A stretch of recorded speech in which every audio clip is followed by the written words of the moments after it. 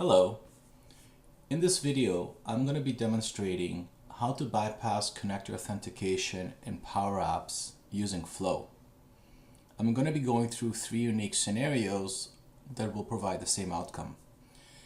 For this demo purpose, what I've done is I've created a PowerApp, as you can see, which displays the first name only of the user who is currently logged into the Office 365 tenant.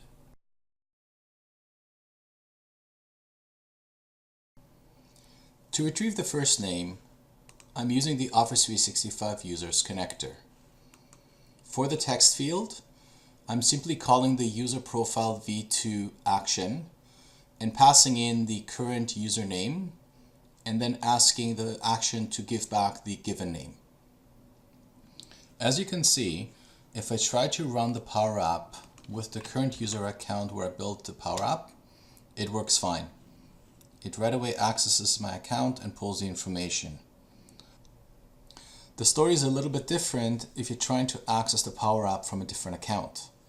In this scenario, I'm going to try logging in as a demo account, and the first thing it's going to ask me to do is allow access to the Office 365 Users connector from my account. If I don't allow, it is going to kick me out of the PowerApp.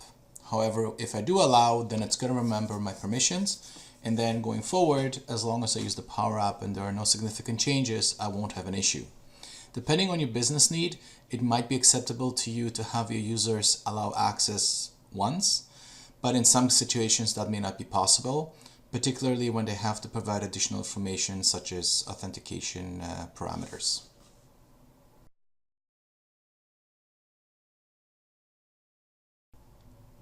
In the second scenario, I removed the Office 365 Users connector from PowerApps, and I'm trying to leverage a flow to retrieve the same information in the hopes that the PowerApp is not going to ask me to authenticate. As you can see, I have the same action that I had before, which is get user profile v2.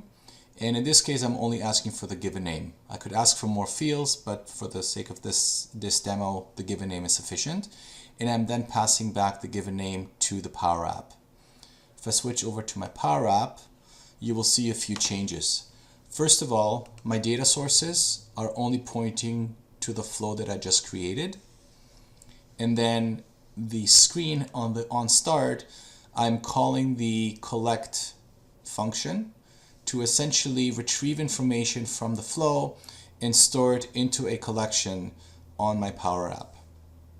Then, in my default action for the text field, I'm retrieving the first record of the given name collection, and then I'm looking up the given name field in it.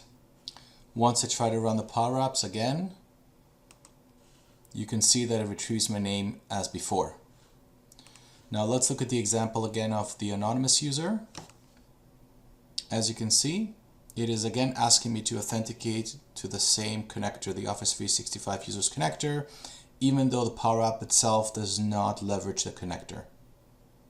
This is due to the fact that the flow is associated with the PowerApp and is essentially running on behalf of the user who is running the PowerApp at the time.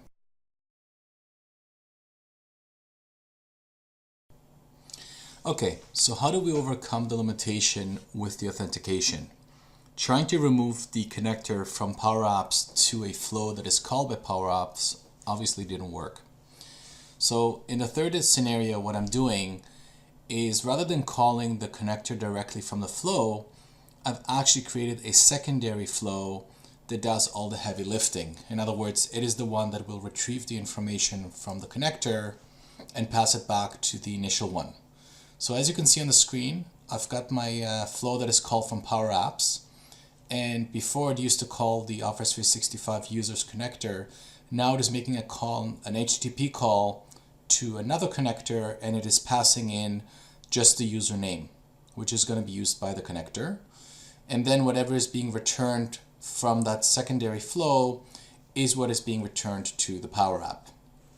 So if I look at the second flow that I've built, it is essentially an HTTP request. It takes in the username as an input, retrieves the information from the user, again the given name, and then returns it in the form of a JSON object back to the calling flow. So let's have a look at what it looks like in the Power App. So here I am again, logging in as a demo user without having any access to the Office 365 user connector or any connectors for that matter. And let's see what happens when I try to access the Power App. As you can see, this time it loaded right away. It does take it a moment to actually retrieve the information because it does have to go from the Power App to the first flow, which then calls the second flow, returns the given name to the first flow, which then returns it back to the Power App. But as you can see, this is one effective way to overcome the need to have any user authenticate on a connector. So here you have it. This is how you can prevent users from having to accept connections for a Power App the first time they try to access it. I hope you found this video useful. Please feel free to come back and visit the site for some other tips and tricks.